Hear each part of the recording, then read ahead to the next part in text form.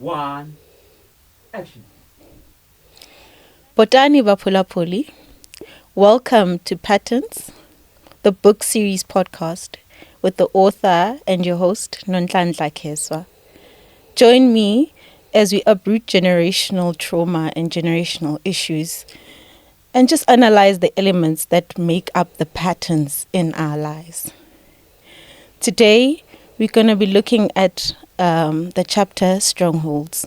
This is a 7-episode series for the 7 chapters of the book Patterns by myself. Let me read a passage from Strongholds and we'll take it from there.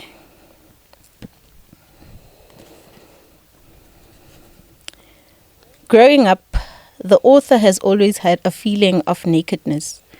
Around her early teens, she lived life with a feeling of having been violated. When stories of such occurrences landed on her ears, it felt very familiar. Except, in her lifetime, she was never in such a situation. As she backtracks, she asks herself why she has been living with such a deep feeling. She asks herself if perhaps this feeling is the one that birthed the longing she has to be ever surrounded and seen. It is the nudity from inside she fights to cover. As from where the nudity stems from, remains a wonder. So that's a paragraph from the chapter Strongholds. The chapter just tackles this unexplainable void that the character carries. And it also looks into language and how language feeds into our beliefs. Luckily, fortunately, I'm not alone today. I'm with a woman who gave language to my struggles as a firstborn daughter. A woman who holds space for many women in the country and all over the world with the work that she does. An international speaker, businesswoman, the author of Are We There Yet?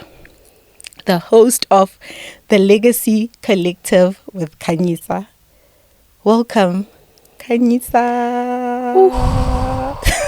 Nonhlanhla. Thank you. Thank you for having me. I have goosebumps all over. And firstly, congratulations. Thank you. Congratulations. This is big. This is big. I understand fully what it takes to get to this point. So congratulations. And thank you for having me. Much. I am so honored to have you here. Your name, Yeah. the work you do, the impact you have in my life reminds me of Matthew chapter 5 verse 14. You are the light of the world. Sure. A city set on a hill cannot be hidden, nor do they light a lamp and put it under a basket, but on its stand. Therefore let your light shine before men, so that they can worship your Father in heaven. Thank you. You epitomize that scripture so well, Khanyisa. Thank you. Thank you. Sure. I truly am a light. I think it's something that I am very intentional about not shying away from. When God said that you shall be a light, and nations will come to the rising of your dawn. Yes. You know, and kings will come to the rising of your dawn. I took it and I said yes. And so here we are. And thank you for seeing me. Thank you so much. Yeah. Thank you so much. I am truly, truly honored to have you here. Sure. Thank you. So, from the passage I've read, Yeah. there's family secrets. There's secrecy in families. Yeah. In your words, healing happens in the frequency of truth. What happens when you carry a void because of secrets in the family and the fact that you do not know these secrets? They're forever with you. How do you tackle healing in such an instance? Sure. You know, the subject of some family secrets, it's such a layered one, because people think about family secrets as just secrets that people chose to keep. And so that's just the first layer of secrets, where people do things in the physical and they choose to keep them to, you know, protect themselves against shame and guilt and all of that. And then there's a layer in the spiritual realm of secrets, where there are covenants, agreements that generationally play out that people don't know about. So that's another level of secrets that unfortunately people never get to know about until something really strikes them heavily for them to find out. And most of the time you find those out from loss. And that's my story, right? I found out a lot of secrets surrounding my bloodline from great loss. Loss of the life I knew, loss of the life I wanted, the life I had built. And so that's one level of family secrets. But also there's another level of family secrets that we don't ever talk about, right? And that is the secret of who you are, who your people have been, the struggles they have fought, the struggles they have succumbed to, and the struggles they have won. Right?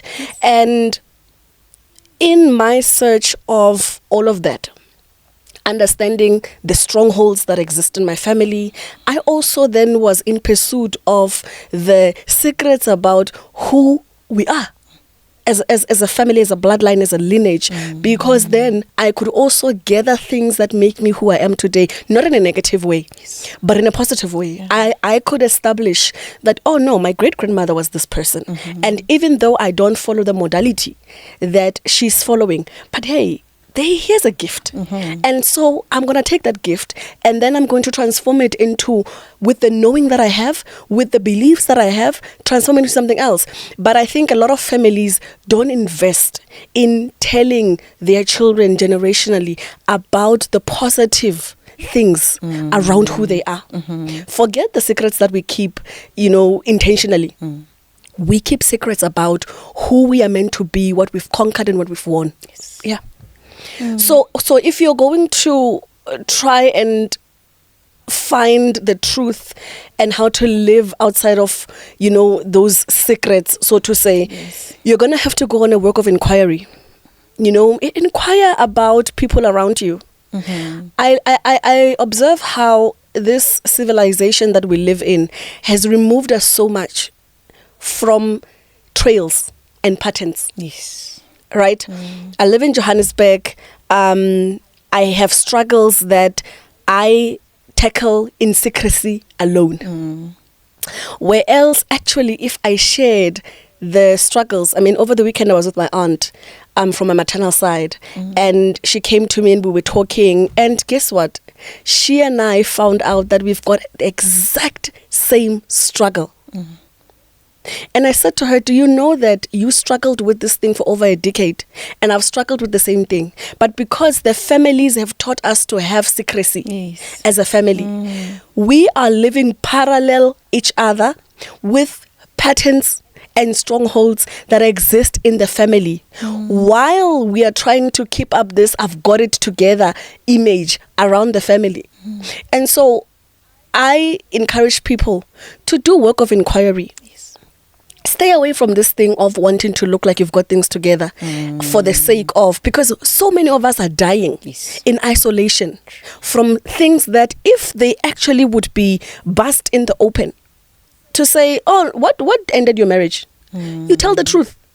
What killed this and this? You tell the truth. You will find that around you, you guys are going to start looking at what happened to you guys individually, and then you realize a pattern. Then you can gather the wisdom from those patterns and then start to say, oh, no. We're dealing with something bigger than an individual issue here. And then you take it from there. True. Yeah. That's amazing. Yeah. That's amazing. You actually answered my question in terms of the template that you need to follow. But you said it starts with inquiry. You need to inquire. You need to be a knower. You know, the tagline for patterns is we journey with the knowing. And the reason why it is the tagline. It's because you have an intrinsic knowing, even of things that are currently unknown to you in flesh, but your spirit knows. And thank God for the Your spirit. DNA knows. Your genetics know. Yes. So I'm just gonna bounce back to the Yeah. question: how would you define the word strongholds in your Sure. terms? Strongholds. Strongholds, in definition, actually is a Greek word for a strong tower, a fortress, a militant fortress. And that's something that is standing heavily and steady to protect things around. And so a stronghold is a mental structure that gets to be built over time in a person's mind, and therefore in a person's life, in a person's surrounding, and eventually in a person's lineage and in a person's bloodline, right? And the reason why the Bible says we cast out demons, sounds easy. Demons can just be cast out, right? But we pull down strongholds because strongholds get built up, right? And the reason why the Bible says, and we pull down things that raise themselves up against the knowledge of Christ and bring them into obedience. This can already tell you that strongholds are a big deal, right? And people think that strongholds are, the demon of the family, the strong man of the family. And that is what sustains an altar of chaos and infirmity and all of that in a family, in a nation, in a bloodline. But the strongholds are the small things that come together and create that strong tower against a person's mindset, right? And so if you simplify what a stronghold is, you are likely to know when you are dealing with it and realize that it can be pulled down. It's something that's a fortified thing, but it can be pulled down. Yes. Yeah. Sure. Yeah. Thank you for that. And for there to be something that is built up, there needs to be a foundation. For something to sprout out, there needs to be roots. Just to show how deep strongholds, or the concept of strongholds, are. Yeah. Sure. And I always say that strongholds, so there are parts in this. There are spiritual altars. There are psychological altars, because life is psycho-spiritual. Yes. And there will always be things in a bloodline, in a nation, that must, according to agreement, according to covenant, must persist in people's lives, right? And for that, whether it's an altar of anti-marriage, an altar of poverty, of infirmity, etc., there will always be psychological altars that sit to make sure that they work together with the spiritual altars to go on. So I'm saying this because you are saying there is a foundation that a stronghold sprouts from. Yes. Right? It's intentional. It's not by accident the things that you find people struggling with as strongholds. They are meant to nourish the altars that exist in these lines, in this national lines, in this family lines. And so when you think about casting down strongholds, you also must realize that it is a system that must be cast down altogether, not an individual symptom of depression, not an individual symptom of addiction. Addiction is there to nourish a certain psychological altar that must nourish a certain spiritual altar. Yes. So we are dealing with a bigger system than just the symptom that one sees as infidelity, as addiction, as depression, anxiety, and all of that. Those are just, the things that must purpose the thing that has been built as foundation. Yeah. True. That's so true. And So profound. And as much as you're giving it language and diction right now, it's a process. Yeah. It's a process. It's a process. I'd love to ask you, what do you believe are the effects of language to one's belief? So how does the language I use in my mind, how I speak to others, how I speak to myself, influence my view in life, influence my beliefs? So language nourishes altars, right? In fact, language, repetition, and worship nourish altars. So whatever you say about yourself, whatever has been said about you that you believe, nourishes whatever altar your life is on, right? So language can be inherited, by the way. And I think most of the language that we have is inherited. Yeah. And that's why the work of inquiry is important. Not just to hear what people are telling you, but to also hear between the lines in families, right? You will hear in families where people are saying, but this is who we are. This is what we do. Under pressure, people are saying, but we believe in this. We do this. That's language. And then interrogate your inherited language versus the language you've cultivated for yourself. Yeah. Because those two things are going to be important if you're going to write a script for you to live by. Because we can't start from here and say, I am Khanyisa, I am a light, and I'm this, I'm this, I'm this, when for the first 1,000 days of my life, another language has been spoken. Yes. Right? Yes. And language can be passed down also silently. Right? The way my mother grieves, the way she handles things, the way my father, acts and reacts towards things is language. Yes. Right? What the teachers did and did not do when I did well and when I did not do well is language. And that language gets set in your nervous system. And that's why language is so important for your recalibration. Because you need to then say, what are the patterns that create a certain language to persist in my family or in my own life? Yeah. And what then do I create as new language? Yes. Right? What do I then say about myself? But one of the things that we then do in our healing journey, and especially when we're trying to recalibrate, is that we walk away from things that are wrong as if radiogosta, And it has happened especially in the Christian community, where you want to then say, you know what, I'm born again, be any man born in Christ is a new creation, which is absolutely true, right?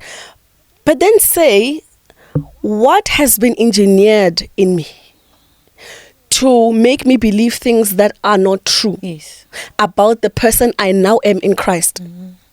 What language am I using? What language do I believe? That has been set in my nervous system, set in the subconscious mind that will react when something happens, when pressure comes. The real language of my real belief will come out. Yeah. Right? And so, again, it's the work of inquiring backwards to say, what did the women that I come from really believe about marriage, about men, about wealth? Right? If we believe that we are poor, rezamazama, and I'm trying to build wealth, the day things go sideways, my real language will come across, my real language will come about. And so language is so important to not just ignore and try to build a new one over an old one, but uproot the old one. Hallelujah. Uproot the old one and then create, and then create a new one. Yeah. So language is very important. Yeah. And as you're speaking about when you struggle, when you're under pressure, that's when the real language comes about. The It just real reminds me come. of leculo lithi amahlathi Yeah. aphelile akusekho ukuqasha, Yeah, no. more hiding, No more hiding. nowhere to hide. All of you comes out. Yes, there's nowhere to hide. Yeah. Sure. And so when there's nowhere to hide, you must make sure that the real truth comes out. Yes. of who you really are. Sure. There's a language that we know as firstborn daughters. Yeah. Of hyper independence. Sure. Let's tap into that. Hyper independence. Yeah. For the sake of self-preservation. As firstborn daughters. Yeah. We have a language of hyper independence. So how do we know when we're in this healing journey? Yeah. Because it's a journey. Yeah. I'm still journeying. Hence, are we there yet? Are we there yet? Yeah. How do you know that the language that you're speaking in a situation is influenced by your hurt or your healing? So self-awareness is key. And that's why I wrote the book. I wrote the book to give language to certain things that are hiding about the things on the surface that we live with on a daily basis. So hyper-independence is a coping mechanism. And it's a coping mechanism that is essential, by the way. From what you learned was important, what you learned was essential for your survival. Control is the same. Pride is the same. Ego is the same. Those things promise to protect you in times of need. You learned as a child that if I depend on other people, things go wrong. If I don't control situations, things go wrong. And so in your healing journey, one of the things you're going to need to do is to identify these elements. Yes. I remember when we were at the Firstborn Daughters Convention, one of the things that we did was to identify elements in the room.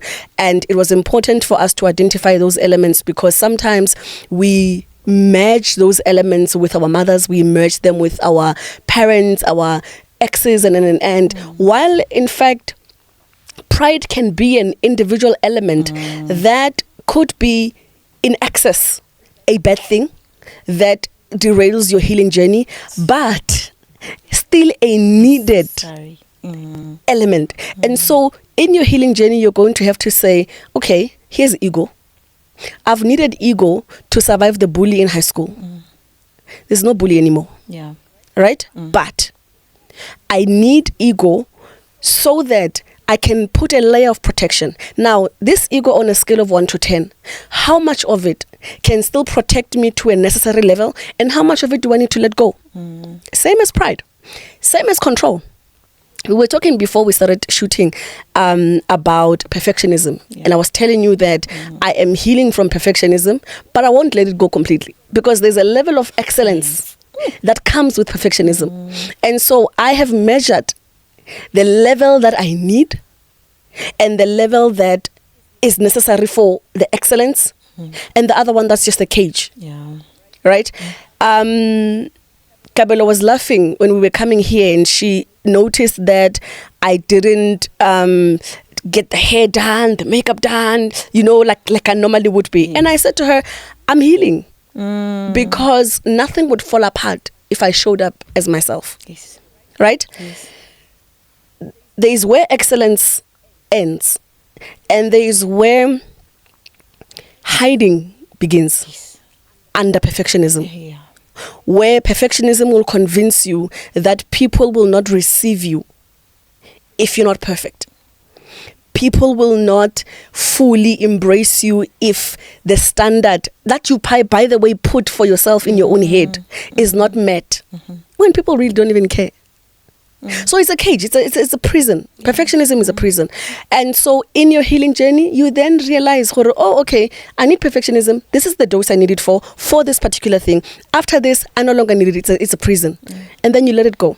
So the things that we have learned as hyper independence and other coping mechanisms are going to need to be measured.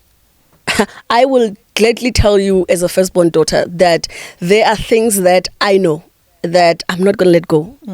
Yes, I know about them. Mara. and yes, I know what they cost me, but I also know that some of them helped me to survive, but also to thrive. Yes. Right? The masculine energy we have is necessary, right? Yes. But now that we have the language for and the knowledge about what it costs you in relationships, in siblinghood and to be masculine, then you measure the masculinity and say, okay, how much of this thing do I need and how much of it can I let go? But I won't lie to you and say I can fully one day operate in full femininity. Oh no, we'll crash. And I'm not prepared to crash. I'm not prepared to crash. I will never be just a girl. I'm not. And here's the thing. I have accepted that I am not here on earth to just be a girl. I will never be just a girl. I have been, God made like too much effort in creating me for me to come and just be a girl. I'm a matriarch.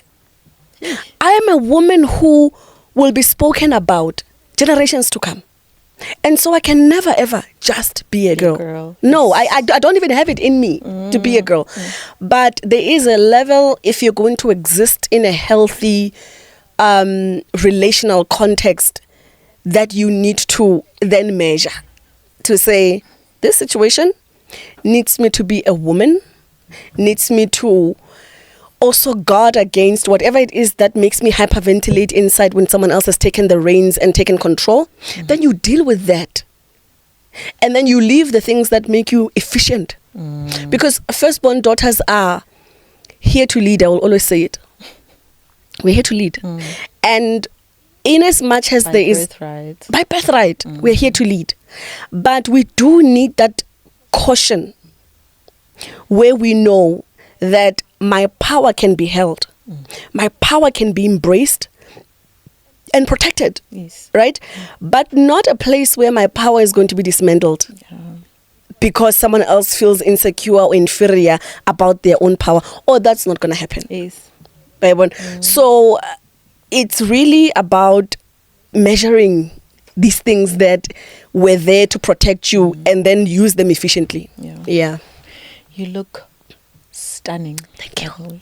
You look so stunning. Thank you. Thank you. You do look so stunning. You are glowing as well. So there was no need for any other thing. Yeah. You are Thank you. Phenomenal. You're excellent as you are. I wanted to actually inquire. So you have the podcast, The Legacy Collective with Khanyisa. I love your shirts. I hope you came with one for me. Woo!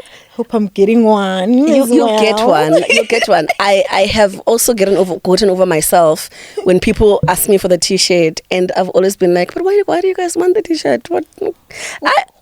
I've gotten over myself. Right? Legacy Collective. And that's part of the healing work. We are family. We are family. Every guest deposits wisdom. Every episode gives you goosebumps. Yeah. How do you source out wisdom? Sure, that's a heavy one. I don't think I deliberately go out to source out wisdom. I've had incredible guests on the show. That's an incredible show. You know, when I look at my podcast, I think to myself, geez, I'm honored to be the person that brought that to life. But hell, if I said no, God, I hope you had a plan to make someone else do this, because this is such an incredible platform. Yes. And the people that come to that platform, my God, my goodness. And let me tell you something. They are not perfect people. I always say this. I don't source them out because I think they are, superior and even wise. I choose them because I think they're tested. And I continue to prove that the people that I choose are tested and continue to be tested. I've had some of the most incredible guests who have said and, given us some of the most incredible wisdom, Yes. and they still struggle in their personal lives Yeah. with some of the things that they speak about. Right? And that is the beauty of my own journey as well. You were saying to me earlier that when I started the show, I was a teacher. I was very removed from my own personal life, and I was just coming to deliver. And it's only now that I'm, weaving into also sharing bits and pieces of my story. And that's because I also was very intentional about the fact that the people that come to the podcast don't come unless if your personal life is connected to the thing we're going to speak about. I'm not invested in you sharing your personal life because I also understand something about what the enemy does to people, and he's tried to do it with me too. That the enemy will make you believe that because you've struggled, because you've not done this and this and that, the wisdom and the gift that God has given you are not worthy to stand in front of people. I will defend anyone who I know has a gift, who I know God has deposited something in them, even when they are not the full complete package of what we want to see someone prominent as. Because that's also my story. I struggled with starting the podcast because one of the things that were a thing where, if you go to YouTube, you then become what people call a content creator. Yeah. And content creators normally create content about their lives, and that same thing gets used against them later. Right? And then I decided that this is not about me. This is what God has called me to do. And so I'm also going to call people who God has called them to do what they do, not based on their personal lives and who I think they are in the background, but based on what God has given us to do. And even in the things that I share and the conversations that I have on the podcast, it will never be about my experience more than it is about the principles of God, the principles of life and of building legacies. I could be going through something that points a different direction, and I will ask, what is the real truth about this situation? And I will source out someone who is tested, someone who has been given the message to tell us the truth about it, not from a place of how I feel about it or what I've gone through pertaining to that thing. My life could be going red, and I will still I will still advocate for the green that is the truth. And one day my life will catch up with the green. It will. Yeah. But I shied away very much from trying to create this work, and because it's not my work, it's God's work, based on my own personal experience, and then choose people from a place of them looking and being perfect, but from their giftings. So I've been graced with really incredible people, and continue to be graced with incredible people. And by the way, some of them I dream about them, some of them I get told that it is time to have that one. And it's such a heavy thing to do, because then I know that I always say iphumile nombolo. Yeah. Yeah. There are women, there are men, there are families, there are lineages that are looking for answers from that person. And when I call them, a nombolo would have been out. Yeah. And work will be done. And work will be done. And we've seen work being done. Sure. That's how we know. I look up to you so much. Thank you. You inspire me so Thank you. much. How did you become so eloquent? What's eloquent in your own words? You are clear Yeah. about your positioning. Wherever you are, Yeah. any situation you're in, you have language Yeah. for the circumstance, for the season, That is being eloquent. You are clear. Yeah. You are firm. How Sure. did you become that? That is what I'm It's been a asking. long road. It's been a long journey of humps and bumps that I will always say cost me everything. And I have not always had the strong position that I have. I have not always been this clear. It is through my body. I think I write about this in the book, and I say, it's a quote. I write about the nature of fire with a bent hand. While my hand is burning, I write about the nature of fire. And so I think that's also why, and I hope I come across that way. I am not on a pedestal. I don't put myself on a pedestal, and neither do I put anyone on a pedestal. Because life has taught me that you will need a lot of self-forgiveness. You will need a lot of radical self-acceptance. And acceptance of others and acceptance of the situation. Things you can't change, things that have happened in the past and you can't go back to. So my position has not always been, there was a time where I was just a girl, you know, I miss those days, where things were at the surface, what they said they were, and you believed them. And serpents could be dragons, and you don't know. Yeah. And you lived with a serpent just next to you, and you thought, I can kill this anytime. I feel like it's just a serpent.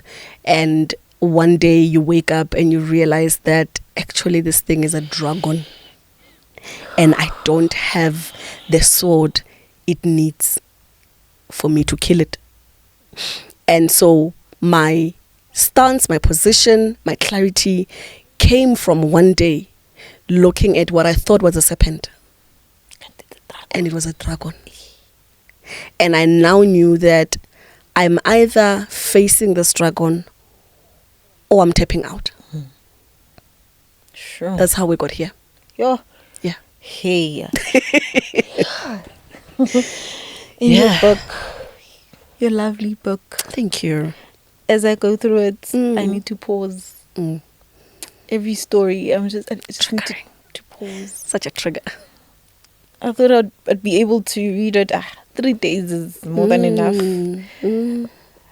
But it's demanding more than 3 days. Yeah.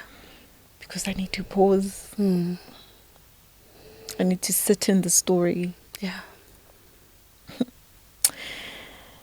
There's a line in your book where you say, strength without healing is silent suffering.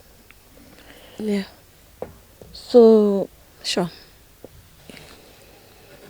you are a teacher. You are a healer. Yeah. And then you find yourself in a situation whereby an 18-year-old, 25-year-old, who hasn't gone through these things, who doesn't quite understand what you're talking about, Yeah. but loves you, is drawn to your podcast. And somehow they live in fear. They live in fear of journeying within their lives. So as they take your story, they personalize. For example, the podcast you had with Mama with polygamy. Gogo is Tembu. Oh, Gogo is Tembu. Yeah. That was hard. It's very easy to actually be scared after that. How can somebody promise you one thing and after a covenant is made, they do the other? It's quite scary. And to a point, it can inform the decisions that a young person who hasn't journeyed within their life to take. So how do you go on teaching but have precaution at times? I think, like I said, my teachings are not based on my projections towards life or my experience. They're based on principle. And principle is tested. Okay? Principle is universal. And so if something is green, I will forever say it's green, regardless of how I have experienced it or what I have done regarding that principle. The episode I had with Gogo's Tembu, and you were saying earlier that the comments are lethal. And I was saying to you, the comments reflect the nature of society and the nature of our hearts and our minds at the moment. And that's why we do the work that we do. Because people are living in constant states of fear. And that's a stronghold. People are living in language of fear, language of anxiety. And that's a stronghold. And so a 20-year-old that looks at all of these things and decide at that point that I will not go this path because this path promises this and gives us that, will again need to do work of inquiry. And look, I wish the Legacy Collective was there before I was married. Yeah. I wish it was there before I had my first child. Because that is the kind of platform and these conversations that if you really look deeper and look around you and look at the patterns, there are traces of what to look out for. There are traces of what not to do. For us, these things came a bit late, right? And late is subjective. Yeah.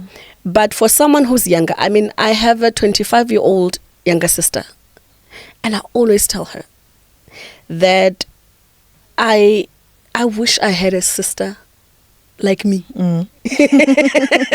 Honestly. And you are graced with that. And so at least you won't have to make the same mistakes, right? And guess what? She does make them. But the beauty of it is that she comes back and say, you know what? I did 1, 2, 3. Yeah. And I think what I did is this and this. And then she names it. Yeah. Right? And then I always say to her, so don't, you know when they say, when you know better, you do better. Yes. Sometimes it's not always the case. Yeah. But you then are able to give language to the thing. Yeah. Some of us knew the language of this thing on the other side of things. Right? And so I actually wish that people can share that podcast with their younger siblings, their children, so that to whatever extent it is stoppable, we can stop some of the things. But for us who feel like it's too late, it really isn't. Again, it's a stronghold. A stronghold is also you believing that, and this is how people get to a place of hopelessness and then end their lives. Because the stronghold of hopelessness and despair would say to you, I've come to the end of the rope. And so from here, because of what I have done, because of what I've experienced, there's no other experience beyond this. And then that's where the enemy wants you. Right? So it's a tough one for us. I mean, I've met firstborn daughters who are now in divorces and would say to me, you know, if I met my husband now when I knew what I know, I probably wouldn't have married him. Or I would have done 1, 2, 3, 4, 5 better. And then you live with the decision that you made. Yeah. And I will constantly say self-forgiveness and radical acceptance. Of radically accepting that the situation is what it is what it is. And in as much as I want to change it, I will not. It can't change. Yes. And then you move forward. But for the younger ones, I hope they gather the wisdom fast enough. Sure. I hope they do. Yeah. And get it for what it is, not the fluff. Yeah. They should just get the core of the matter, which is the principle that you speak about in your podcast. Yeah, on to a question I've always wanted to ask you. Okay. So, we went to the Firstborn Daughters Convention. Okay. What an incredible event. Yay! I feel like you guys must host it for me alone. Only one. Yeah. Oh no. Sure, do you have the capacity to do that? Your Firstborn Daughters, I'm sure you can. You held us. You held us. Did. We're held. Everybody had a package allocated to them. And every book was pre-signed. Please allow me to read what you wrote in my book. Okay. Beloved Nonhlanhla, may the quiet strength and bravery to heal reward you beyond your imagination. Love, Khanyisa. Yeah. You haven't met me. I've got goosebumps. We've never met. Yes. You've never spoken. I just purchased a ticket. And the ticket allowed me to come to your convention. Yeah. And within the gift packs, there's an allocated number for every attendee. Yeah. And a personalized book. Personalized by virtue of that. You sat and wrote for each and every one of us. Over 150 of you. And after getting this book, I was sitting with my partner, Mamsi Pati. I met her at the convention. I came alone. That's amazing. Sitting with Mamsi Pati. Mamsi Pati, can I please see your book? Yeah. Something else relevant to her. Because I'm like, why is this so relevant? Did she write the same thing in every book? I wanted to inquire. And then I realized that you sit. You sit down with the books. Yeah. And you asked of the receiver. And you wrote exactly what needed to be communicated through you. Yeah. What was the process? The process was hard. So here's what I'll tell you about the process of both the book, the work we do, and the podcast, is that it is commissioned for everyone who was in that room, for everyone who will ever be in a room that I create. The room becomes commissioned for them.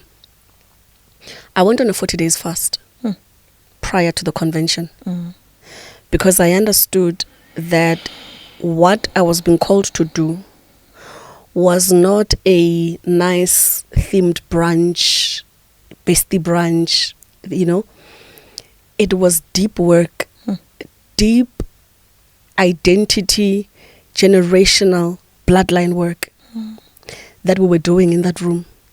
And so the process was inquiring daily about all of you who needed to be in that room. I also understood that you're not coming into that room by yourself. You are representing generations that will follow you. And one of the things that are important and I call to my work is the identity shift of one woman that will propel multiple generations.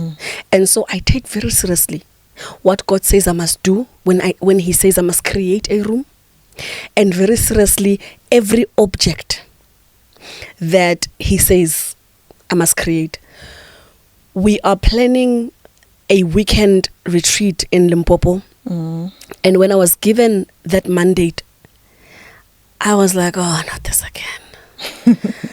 Because I understand that having an event that looks good, an event where we are all nice and wearing nice and taking pictures and our social calendars are filled, I'm called for something a bit more heavier than that. Something, by the way, I'd rather not do if I had a choice.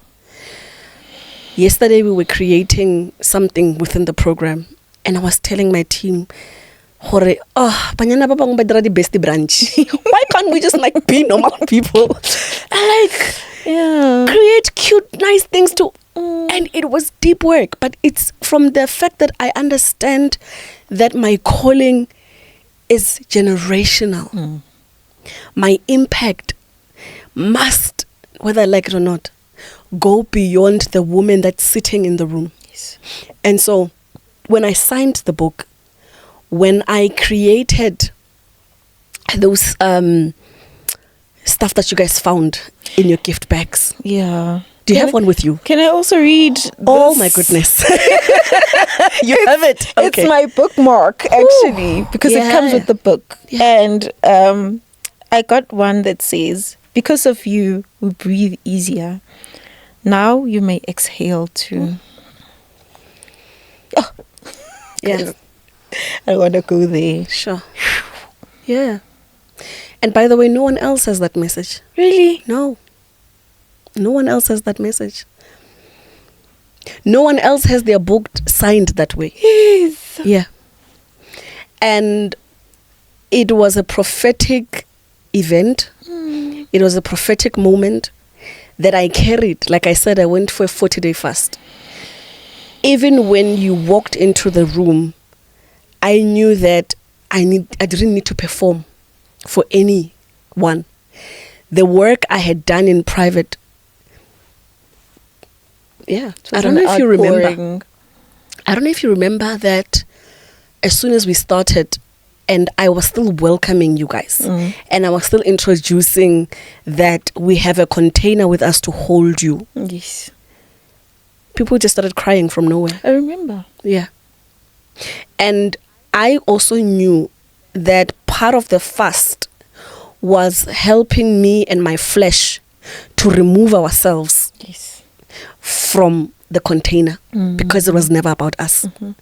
Because it's very easy, especially when you are in the public eye. I always say that for me, it's always a very tricky thing, right? Catch 22. Yeah, because you're in the public eye. There are people that will look at you as I don't want to use the word celebrity, but they'll look at you differently because they see you in their homes, in their phones every day.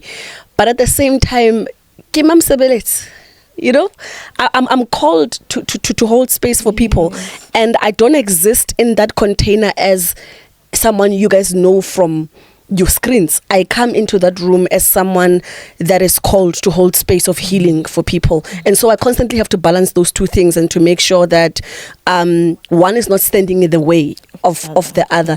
That's why I was saying to you, why didn't you come up to me at the convention? Because I expected you to do that. You're always on my screen. Because I'm always on your screen, then there's a perception you have about me. And it also just,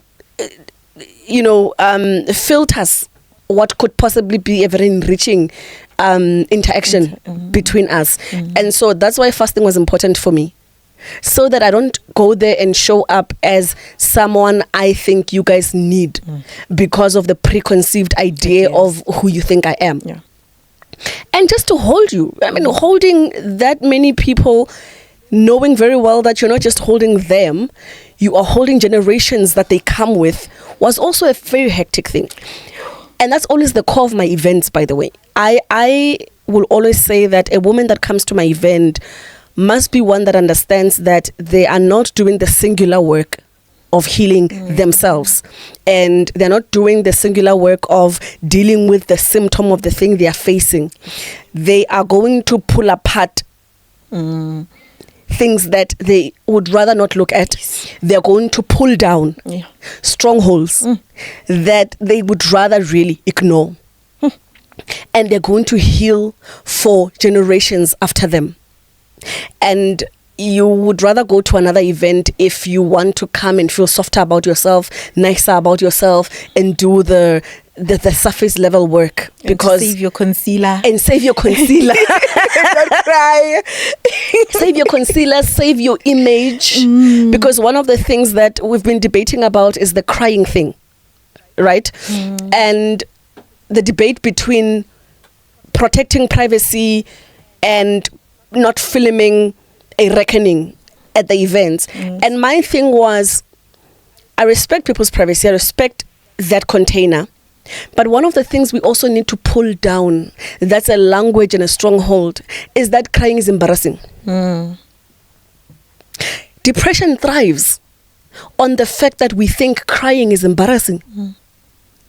Secrets thrive on the fact that we think crying is embarrassing. And so one of the things I would really like to see is a place where women can cry fully and it is okay. Yes. And they don't have to think about who's going to see them crying. Because what do you mean I can't cry? What must happen to the things that are happening to me inside? Where must they be released? And that's where suppression lives.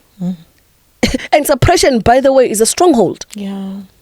So the stronghold that tells us that you need to be put together, you need to look together, look strong, look this, look that, is what thrives on what we then as a society have put to be acceptable, which is you can't be seen crying. And my conclusion was, actually, we will respect people's privacy and we will always ask for consent for things that go out. Yeah.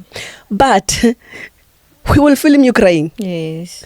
Because we need to break the stronghold that thrives in depression and all the other things that keep us down around crying. The shame that's surrounding crying. And that was so important. Yeah. That was the genesis of the deep work that happened on that day. Yes. I remember after that first session, after the crying, I was so tired. Yeah.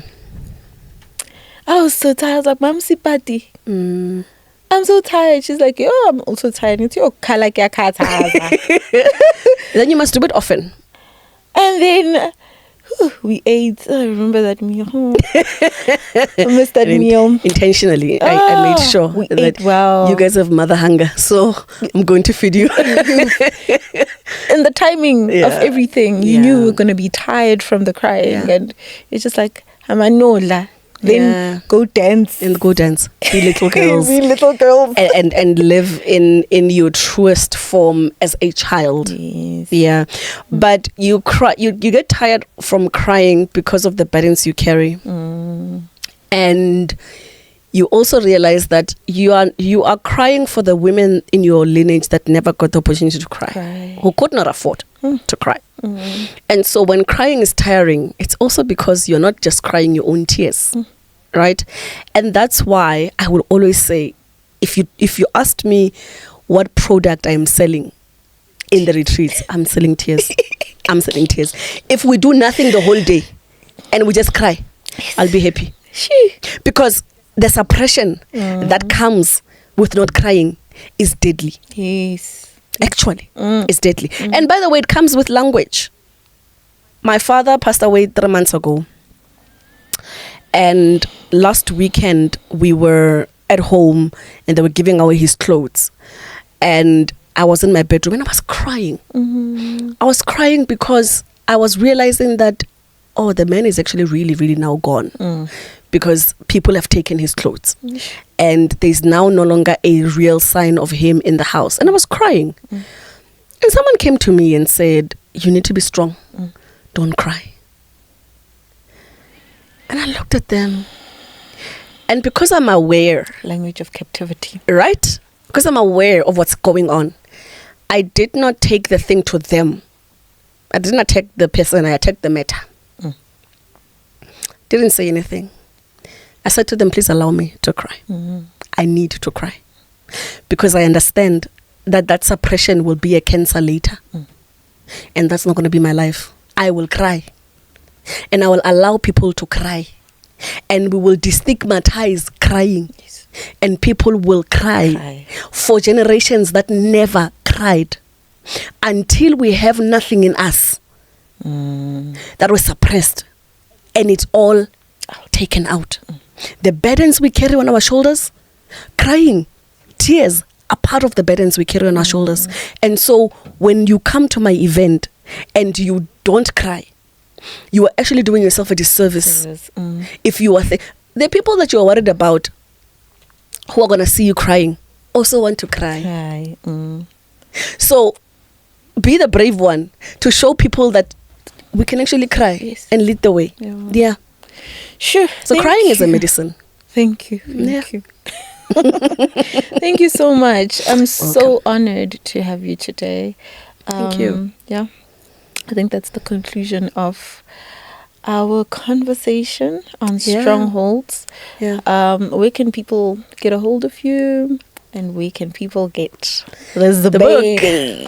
Unfortunately, don't be sad. No, it will be. will be I try. I really try. Especially if you are purchasing it through the website, it will definitely be signed. So we've got two mediums. We've got the website, which is the legacycollectiveacademy.org. Okay. That's the website. We also have Take a Lot, and so Take a Lot, it won't be signed. Yeah. And so if you do it through the website, it will be signed.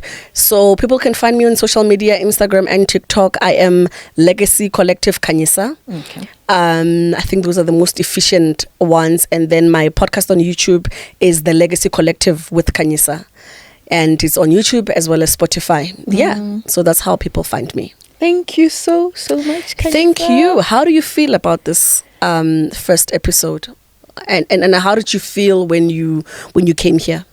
Sure. I felt so good. Yeah. I felt so good. There's this word that keeps playing in my mind. Yeah. Presence. Sure. The importance of presence.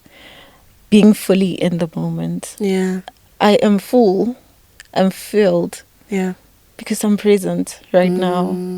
Even when I was driving here, I thought, hey, traffic, nothing.